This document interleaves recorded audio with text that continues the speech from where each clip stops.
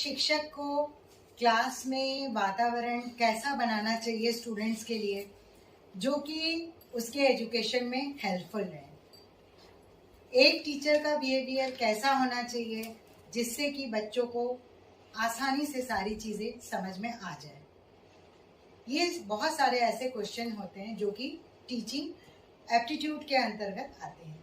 आज का हमारा टॉपिक या क्लास है teaching aptitude. Welcome to my channel dance joy passion ambition. मैं इनाक्षी, आप सबका स्वागत है। नेट के एग्जाम्स के लिए डांस का कोड है 65। जो फर्स्ट टाइम नेट के लिए अप्लाई कर रहे हैं उनको ये फॉर्म में उन्होंने भर दिया होगा, क्योंकि फॉर्म जमा करने की डेट निकल चुकी है। फर्स्ट फेज एग्जाम की डेट आ चुकी है जो कि 13 से 23 जून के बीच में है। लेकिन जिनका डांस सब्जेक्ट है, कोड है 65, उनकी अभी डेट नहीं आई हुई है। बहुत जल्दी उनकी डेट आएगी। अभी जो मैं आपको वीडियो शेयर करने जा रही हूँ, ये वीडियो सिर्फ और सिर्फ फर्स्ट पेपर के लिए है, जिसमें टीचिंग एप्टीट्यूड से रिलेटेड कम से कम 6-7 क्वेश्चंस आते हैं। अब टीचिंग एप्टीट्यूड में पैराग्राफ राइटिंग भी आता है जो कि साइंस, आर्ट्स, पॉलिटिकल, इकोनॉमिकल और इंडिया के इंडस्ट्रियल इश्यूज को लेके, या फिर कोई जैसे करंट में बहुत लेटेस्ट एक कोई अच्छा सा टॉपिक उठा है, जैसे वो सेंगोल स्टिक वाला टॉपिक, तो उस पे भी पैराग्राफ आ सकता है। स्टैटिस्टिक पे भी आ सकता है। तो जो आपके 2 सेक्शंस होते हैं, एक डांस का और एक जीके वाला। जीके वाले में एक कॉमन रहेगा पैराग्राफ, उसको देख के आप क्वेश्चन का आंसर देंगे। और वो क्वेश्चन जो है, सारे क्वेश्चन का आंसर आपको उस अनसीन पैसेज में नहीं मिलेगा। कुछ आंसर जनरल नॉलेज वाले होंगे लेकिन उसी टॉपिक से रिलेटेड होंगे, और कुछ उस पैसेज के अंदर होगा। लेकिन टाइम को बचाने के लिए सबसे पहले आप क्वेश्चन को पढ़ेंगे, उसके बाद अनसीन पैसेज को पढ़ के एक एक करके आप आंसर देते जाएंगे। आज मैंने इसलिए टीचिंग एप्टीट्यूड पे वीडियो शेयर करना ज़रूरी समझा, क्योंकि मैंने जितने भी यूट्यूब्स पे चैनल देखे हैं उसमें मैथ, साइंस, बाकी जीके से रिलेटेड बहुत सारी चीज़ें बताई जाती हैं फर्स्ट पेपर के लिए। लेकिन जो डांस के स्टूडेंट हैं उनको फर्स्ट पेपर में टीचिंग एप्टीट्यूड के क्वेश्चन में प्रॉब्लम इसलिए होती है क्योंकि उसमें जो 4 ऑप्शंस दिए हुए होते हैं वो सारे ऑप्शन सही होते हैं। आपको उनमें से सबसे बेस्ट चुनना है। जैसे फॉर एग्जाम्पल हम समझाना चाहते हैं, जो बीएड के स्टूडेंट है वो इस बात को बहुत अच्छी तरह समझेंगे, क्योंकि ग्रेजुएशन के बाद आप बीएड जो किए हैं उनको इस चीज़ का आइडिया है। ये वीडियो उनके लिए है जो बीएड नहीं किए हैं। अब जैसे क्लास में टीचर का बिहेवियर कैसा होना चाहिए। अगर बार बार टीचर कोई नेगेटिव चीज़ें बच्चे को बोलेंगे कि आपका आईक्यू लेवल बहुत ख़राब है, या आप बहुत कमज़ोर है, आप पास नहीं हो सकते, फेल हो जाएंगे, तो ये सारी चीज़ें बीएड में पढ़ाई जाती हैं। तो इनका असर बच्चों पे क्या पड़ेगा कि वो डर जाएंगे, फिर उनकी रुचि खत्म होती जाएगी, वो पढ़ाई में इंटरेस्ट नहीं लेंगे। तो टीचिंग एप्टीट्यूड में क्या पढ़ाया जाता है कि पॉजिटिव वे में, जो कि एथिकल हो और बच्चे के लिए कंफर्ट जोन का भी हो, और उसको इजी लैंग्वेज में कुछ एग्जाम्पल सेट करके उसको आसान बना के उसको जो है बच्चों को समझाना चाहिए। उसी से रिलेटेड क्वेश्चन आएंगे, तभी आप उसमें से जब पूरा चैप्टर पढ़ेंगे, इस चीज़ को समझेंगे कि क्या क्या क्वेश्चन आ रहे हैं, तो आपको बहुत आसान हो जाएगा। क्योंकि नेट के एग्ज़ाम में जो टीचिंग एप्टीट्यूड वाले क्वेश्चंस होते हैं उनके सारे ऑप्शन सही होते हैं। उसमें से सबसे करेक्ट छांटना है तो टीचर के पॉइंट ऑफ व्यू से सोचना होगा, न कि स्टूडेंट के पॉइंट ऑफ व्यू से। क्योंकि किसी को कोई बात अच्छी लग सकती है, किसी को कोई बात बुरी भी लग सकती है, सबकी सोच एक जैसी नहीं होती है। और ये जो मैंने एक असाइनमेंट तैयार किया है, ये कम से कम 2018 से लेके 21 तक के बीच में जो इम्पोर्टेंट क्वेश्चन पूछे गए हैं उनको लेके मैंने ये असाइनमेंट तैयार किया है। इसमें मेन टॉपिक क्या है मैं आपको बता देती हूँ। इसमें कॉन्सेप्ट क्या है, एजुकेशन एंड टीचिंग, इसका डेफिनेशन, कॉन्सेप्ट, ये किस पिलर पे खड़ा है, क्यों, कैसे, क्या। सबसे पहले तो हम जब टीचिंग एप्टीट्यूड की बात करते हैं तो टीचिंग एप्टीट्यूड मतलब शिक्षण अधिगम। जिनके अंतर्गत क्या होता है, इसमें टीचर का नॉलेज सबसे इम्पोर्टेंट होता है और सबसे ज़्यादा आप अपने स्टूडेंट को कैसे इजी वे में समझा सकते हैं। तो इसमें मेन चीज़ें जो नेट में पूछी जाती हैं उसको मैंने नोट किया है, इसको आप नोट कर लीजिए, आपको बहुत आसान रहेगा। Nature and characteristic, intellectual activity, और इसके साथ ही साथ सिलेबस, रिफ्लेक्टिव लेवल, अंडरस्टैंडिंग, और इसमें साइंस, आर्ट्स, ये सारी चीज़ें रहती हैं। इनको बेस्ड करके ये क्वेश्चन और प्रेजेंटेशन तैयार किया जाता है। तो अब हम लोग टाइम वेस्ट ना करते हुए, क्वेश्चन वही रहते हैं घुमा फिरा के, बस खाली थोड़ा सा पूछने का तरीका चेंज हो जाता है। तो अब मैं क्वेश्चन पढ़ना स्टार्ट कर रही हूँ, आप इसको ध्यान से सुनिएगा और इसी के आधार पे इस चैप्टर को पूरा पढ़िए। और जो बीएड के स्टूडेंट नहीं भी हैं, तो जो बीएड से रिलेटेड बुक्स हैं उनको आप जब अच्छी तरह पढ़ेंगे तो आपको समझ में आ जाएगा कि कैसे हमको ये आंसर देना है। तीसरी चीज़ ये है कि अभी एंड में मैं आपको इसका जो यूजीसी की तरफ से नोटिस जारी हुआ है उसके पेजेस मैं लगा रही हूँ, और डांस का जो डेट है, शेड्यूल है, वो बहुत जल्दी आपके आई कार्ड के साथ आ जाएगा। सिटी इंटीमेशन आ चुका है और कुछ लोगों का भी नहीं आया है, तो वो भी आने ही वाला होगा, क्योंकि एग्ज़ाम डेफिनेटली आपका जुलाई तक ख़त्म हो ही जाएगा। डांस का के अलावा बाकी लोगों का आ गया है। ये जो क्वेश्चन मैं पढ़ने जा रही हूँ, इसमें जो टॉप क्वेश्चंस हैं उन्हीं को लिया गया है, सभी को नहीं, और ये कॉमन क्वेश्चंस हैं जो कि बार बार रिपीटेड हैं और उनको दूसरे तरीके से पूछा जाता है।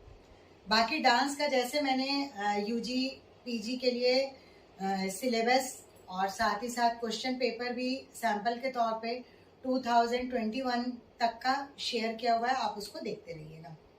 फर्स्ट क्वेश्चन है, अधिगम उद्देश्यों का अर्थ क्या है? एकेडमिक उपलब्धियां। फिश बाउल ड्रॉ किसकी एक विधि है? संरचित, प्रदर्शन, चयन, प्रायोगिक अध्ययन। इसको जो होता है बोला जाता है पायलट स्टडी। पायलट स्टडी को किस अन्य रूप में जाना जाता है? इसको व्याख्यात्मक अध्ययन के रूप में जाना जाता है, मतलब एक्सप्लेनेशन मेथड या स्टडी, जो आप कह लीजिए, जो इजी हो उसको समझिए। भारत में केंद्रीय विश्वविद्यालयों के विजिटर कौन है? तो राष्ट्रपति जी हैं। भारत में उच्च शिक्षा के लिए अनुशासन में नामांकन का प्रतिशत सबसे अधिक किस सब्जेक्ट में है? तो कला, क्योंकि आर्ट्स या कला एक ऐसा सब्जेक्ट है उसमें कई सारे सेक्शंस हैं, कई अपॉर्चुनिटीज़ हैं और वेरिएशन है। उसमें कोई भी स्टूडेंट कोई भी सब्जेक्ट को लेके अपना कैरियर बना सकता है। डांस है, फिलॉसफी है, लिटरेचर है, सारी चीज़ें हैं, जिसमें पेंटिंग है, म्यूजिक है, इंस्ट्रूमेंटल, वोकल, एवरीथिंग। शिक्षण विधियों के स्पेक्ट्रम में निम्नलिखित में से किसे संवादात्मक कहा जाता है? यानी कन्वर्सेशनल। इसका आंसर होगा समस्या समाधान विधि। किस प्रकार के शोध में परिकल्पना परीक्षण मुख्य अवधारणा है? प्रयोगात्मक शोध, जिसमें प्रैक्टिकल चीजें ज्यादा होंगी। प्रयोगात्मक मतलब किस शिक्षण स्तर में निम्न स्तर के अधिगम परिणामों पर ध्यान केंद्रित किया जाता है? स्मृति स्तर, यानी मेमोरी रिलेटेड। अब ये जो इसमें एक दो क्वेश्चन है, इन क्वेश्चन में कुछ चीज़ों को ध्यान में रख के, जैसे रिसर्च रिलेटेड क्वेश्चन होते हैं, तो रिसर्च रिलेटेड क्वेश्चन की बात जब भी होगी तो उसमें हम डीप स्टडी वाले मैटर को ज़रूर ध्यान में रख के करेंगे, क्योंकि एक स्टूडेंट जब रिसर्च पे पहुंचता है तो एक सब्जेक्ट में उसकी स्टडी 10 से 12 साल की हो जाती है। तो अच्छा टीचर वही हो सकता है जिसका उस सब्जेक्ट में, चाहे वो कोई भी सब्जेक्ट हो, एकेडमिक हो या प्रोफेशनल हो, उसमें उसका एटलीस्ट 10 से 12 साल का डीप स्टडी होना, नॉलेज होना, बहुत अच्छी तरीके से उसको एक्सप्लेन करने का तरीका मालूम होना टीचर के लिए बहुत इम्पोर्टेंट है। तो जो स्टूडेंट्स हैं वो उस पॉइंट ऑफ व्यू को ध्यान में रखते हुए आंसर देंगे तो उनका आंसर कभी भी गलत नहीं होगा। Deep knowledge. प्रभावोत्पादक शैक्षणिक संप्रेषण क्या है? निरंतरता। छात्रों की प्रस्तुतियों में रचना कौशल और रचनात्मकता का सबसे प्रभावशाली रूप से मूल्यांकन किस परीक्षा द्वारा किया जाता है? तो ये निबंध की विधि। मतलब अगर मान लीजिए आप ऐसे लिखते हैं तो उसमें आप अपनी क्रिएटिविटी दिखा सकते हैं। मतलब ऐसे लिखते समय जैसे संगीत में, डांस में मनोधर्म होता है कि एक गाना चल रहा है, उसमें आपको एक्ट अपने आप करना है, टीचर आपको नहीं बताएंगे कि कैसे करना है। उसी तरह से छोटे बच्चे, गाय के ऊपर निबंध है, किसी चीज के ऊपर निबंध है, तो वो लिखते समय क्या करते हैं? ऑब्जर्वेशन, जो चीजें वो देखते हैं उनको देखते हुए फिर वो उसको ऑब्जर्व करते हुए आगे निबंध लिखते हैं। कक्षा में शिक्षण में आईसीटी प्रयोग का मुख्य प्रयोजन क्या है? शिक्षण के अधिगम परिणामों को इष्टतम करना। किसने प्रत्येक राज्य में राज्य उच्च शिक्षा परिषद की स्थापना की सिफारिश की थी? राष्ट्रीय शिक्षा नीति, नेशनल एजुकेशनल पॉलिसी, ये 1986। ठीक है। शिक्षण का प्रतिमान निम्नलिखित में से किसका विस्तृत वर्णन होता है? इसमें शिक्षक का व्यवहार है, जिसमें छात्र और शिक्षकों की बातचीत शामिल है, यानी कन्वर्सेशन। विश्वविद्यालय में प्रोजेक्ट्स, जिसमें projects related teaching and student assignment का संबंध किस प्रक्रिया से है?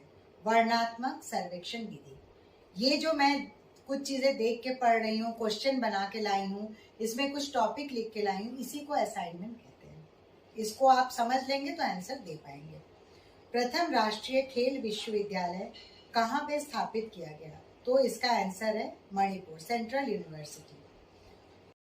टीचिंग एप्टीट्यूड को पढ़ते समय आसानी से आप प्रश्नों का उत्तर दे पाए, उसके लिए मैंने ये कुछ पॉइंट्स नोट किया जिससे रिलेटेड क्वेश्चन आते हैं। अब इनको मैं हिंदी और आसान शब्दों में बता रही हूँ। साथ ही साथ जो नेट के एग्जाम्स के पेपर होते हैं, हर क्वेश्चन इंग्लिश में रहेगा, हिंदी में रहेगा। जिसको जो आसान रहेगा वो दोनों देख के उसके बाद टिक करें।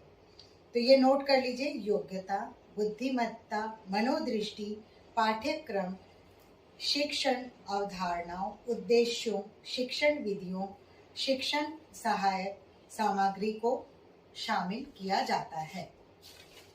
इंग्लिश में भी कुछ चीजें हैं: मेमोरी लेवल, रिफ्लेक्टिव लेवल और एफेक्टिव डोमेन। और हिंदी में भावनात्मक ज्ञान क्षेत्र, टीचिंग ऑब्जेक्ट्स, और इसमें प्रिंसिपल्स, मतलब टीचिंग के क्या प्रिंसिपल्स होने चाहिए, उनको ध्यान में रखना होगा। इसके उद्देश्य क्या है? एक क्वेश्चन बहुत बार पूछा गया, CBCS का फुल फॉर्म क्या होता है? चॉइस बेस्ड क्रेडिट सिस्टम, जिसके अंतर्गत मूल्यांकन और ग्रेडिंग होती है। मतलब आप जो एग्जाम में पेपर दे रहे हैं उसका मूल्यांकन कैसे किया जाएगा? कुछ सब्जेक्ट ग्रेडेड होते हैं और कुछ में मार्क्स मिलते हैं, उस पर बेस्ड है ये क्वेश्चन। एक व्यक्ति अच्छा शिक्षक बनना चाहता है, उसके लिए उसे आधारभूत आवश्यकता क्या है? विषय का ज्ञान, जो मैंने कि अभी आपको बताया कि किसी भी एक सब्जेक्ट में आपको अच्छा टीचर बनने के लिए कम से कम 10 से 12 साल डीप स्टडी की जरूरत है। किस स्थिति में सूक्ष्म शिक्षण सबसे अधिक प्रभावी होता है? शिक्षण अभ्यास की तैयारी के दौरान। प्रैक्टिस प्रैक्टिस प्रैक्टिस, चाहे वो टीचर हो या स्टूडेंट हो, दोनों के लिए प्रैक्टिस करना बहुत इंपॉर्टेंट है हर चीज का। किस विश्वविद्यालय ने 1961 में सूक्ष्म शिक्षण की अवधारणा को प्रतिपादित किया था? स्टैनफोर्ड विश्वविद्यालय। ये कहाँ पर है? ये कैलिफोर्निया, USA में है। जॉन डेवी ने शिक्षा के क्षेत्र में किस बात पर अधिक बल दिया था? क्रियामूलक ज्ञान। एक शिक्षक व्यावहारिक रूप से समझाने के लिए किस विधि का प्रयोग सबसे अधिक करता है? प्रदर्शन विधि। प्रदर्शन विधि आजकल तो सबसे ज्यादा यूज होता है, खास करके स्कूल में। जब आप डीजी बोर्ड पे देखते हैं तो टीचर पढ़ाते समय डीजी बोर्ड पे क्या दिखाते हैं, उसको जो है वो इंटरनेट से जोड़ के आपको नई नई चीज़ें वो एग्जाम्पल के तौर पे सेट करके दिखाते हैं। इसी तरह से जब हम लोग वोकल या डांस का क्लास करते हैं तो उस दौरान हम लोग को इंस्ट्रूमेंटल, डांस, इन सब चीज़ों को ऑनलाइन दिखाया जाता है कि इसका देखिए प्रेजेंटेशन कैसे हो रहा है, लाइव कंसर्ट कैसे हो रहा है, तो उसके अंतर्गत ये आएगा। मोरफोग्राफ किस शब्द से रिलेटेड है, और या इसका साधारण लैंग्वेज क्या बोलेंगे, मतलब इजी वे में इसको क्या बोलेंगे? इसको इजी वे में बोलेंगे सुधारात्मक वर्तनी, और इसका इंग्लिश वर्ड है करेक्टिव स्पेलिंग। Corrective spelling. जीवन में सफलता प्राप्त करने के लिए छात्रों को कैसे प्रेरित किया जाता है? अगेन इसका आंसर है गहन अध्ययन, डीप स्टडी। किनको हम मनोविज्ञान के पिता के रूप में जानते हैं? तो ये आंसर बहुतों को पता है, सिगमंड फ्रायड। अनुभव का शंकु, कोन ऑफ एक्सपीरियंस किसने प्रस्तुत की? Edgar Dale. मूल्यांकन की क्या विशेषता है? यह एक शिक्षण के दौरान किया जाता है। A good review of research literature AIIMS क्या है? इसमें प्रश्नों का शोध, सृजन व वैधता निरूपण, मतलब सारी चीजों को डिटेल में लेके इसको तैयार किया जाता है। कक्षा में किसी विशिष्ट प्रयोक्ता के लिए तैयार की गई विषय वस्तु का परिणाम क्या होगा? वैयक्तिकरण यानी पर्सनलाइजेशन। क्लासरूम में एलिमेंट का सीक्वेंस कैसा होना चाहिए, उसका ऑर्डर कैसा होना चाहिए, तो उसको जब नेट के एग्जाम में दिया जाता है इसका सीक्वेंस, तो वो आपको 4 ऑप्शंस दिए रहेंगे जिसमें उल्टा सीधा क्रम रहेगा। आप उसको देख के ध्यान मत दीजिएगा, आप इसको पहले से अगर लर्न करके रखेंगे तो आपके दिमाग में वो सेट रहेगा, मतलब पहले नंबर पे क्या है, दूसरे पे क्या है, तीसरे पे क्या है, इस तरह से। तो उसका सही सीक्वेंस ऐसा होगा, जागरूकता, फिर आएगी रुचि, फिर मूल्यांकन और ज्ञान लास्ट में। इसका पूरा मतलब मीन्स कक्षागत संस्प्रेषण। अगर ये वर्ड आता है कक्षागत संस्प्रेषण का सीक्वेंस कैसा होगा, तो आप कैसे लिखेंगे? जागरूकता, रुचि, मूल्यांकन, ज्ञान, और यही आगे पीछे भी हो सकता है, ज्ञान, रुचि, मूल्यांकन, जागरूकता, तो ये अपने हिसाब से कर लीजिएगा। युक्तियों में आधार वाक्य और निष्कर्ष के बीच का संबंध वह किस तार्किक अनिवार्यता का होता है? निगमनात्मक। ये निगमनात्मक और आगमनात्मक को बार बार पूछा जाता है, जिसमें आगमनात्मक में बौद्धिक स्तर और इसमें तार्किक। ठीक है, ये दोनों का डिफरेंस बस एक लाइन का है। शैक्षणिक एक रेडियो नेटवर्क का नाम है जो कि एफएम रेडियो पे प्रसारित होता था, और अभी भी शायद होता है, क्योंकि मुझे इसका एग्जैक्ट आइडिया नहीं है। तो वो ज्ञान वाणी, ये बुक में आंसर दिया हुआ था। यह क्वेश्चन 2019 में पूछा गया था, इसलिए मैंने इसे ऐड किया है, लेकिन इसके बारे में मुझे आइडिया नहीं कि अभी भी ज्ञान वाणी आती है या नहीं आती है। तो ये होगा आज का टीचिंग एप्टीट्यूड रिलेटेड सारे क्वेश्चन, जो आपको किसी कोचिंग सेंटर में नहीं मिलेगा, यूट्यूब के किसी भी चैनल में नहीं मिलेगा। इसके लिए बीएड वाले बुक्स आप अच्छी तरह पढ़िए और टीचिंग एप्टीट्यूड के चैप्टर को डीप स्टडी करिए, क्योंकि 5 से 6 क्वेश्चन आएंगे, और इसको अगर आपने अच्छे से रेडी कर लिया, अनसीन पैसेज भी देख लिया, अगर मान लीजिए 6 क्वेश्चन भी आते हैं तो 2-2 नंबर करके आपके 12 नंबर एकदम बढ़िया से मिल जाएंगे। तो आगे के चैप्टर्स में और भी मैं डिटेल में डांस से रिलेटेड और फर्स्ट पेपर रिलेटेड कुछ जानकारी शेयर करूंगी। जिनके एग्जाम्स हो चुके हैं उनको तो नहीं, जिनके अभी होने वाले हैं उनके लिए बेस्ट विशेस हैं। अगर कोई प्रॉब्लम हो रही है तो कमेंट सेक्शन में आप इसको क्वेश्चन आप कर सकते हैं। बाकी किसी भी टॉपिक पे मैं सेकंड पेपर फर्स्ट पेपर से रिलेटेड जो कॉमन टॉपिक हैं उनको मैं बहुत अच्छे से फिर आपको एक्सप्लेन करूँगी। और मेरे चैनल का नाम आपको पता ही है, डांस जॉय पैशन एम्बिशन। इसमें सारी सुविधाएं एक साथ एक छत के नीचे, जिसमें प्रैक्टिकल, वाइवा, कॉम्पिटिटिव एग्जाम्स की तैयारी और CUET related current affair, general knowledge, short video, long video, सारी चीज़ें हैं, कंटेंट का वीडियो है, तो आप देखते रहिए। और ये सारे जो पेजेस होते हैं, ये इंस्टाग्राम पे मेरी आईडी है इनाक्षी बैनर्जी के नाम से, $I लगाइएगा, उसका लिंक मैंने डिस्क्रिप्शन में शेयर किया हुआ है। तो आपको एक एक पेज आपको मिलता जाएगा MCQs का, उसको आप पढ़ते रहिए, पढ़ाते रहिए और एक दूसरे को शेयर करते रहिए।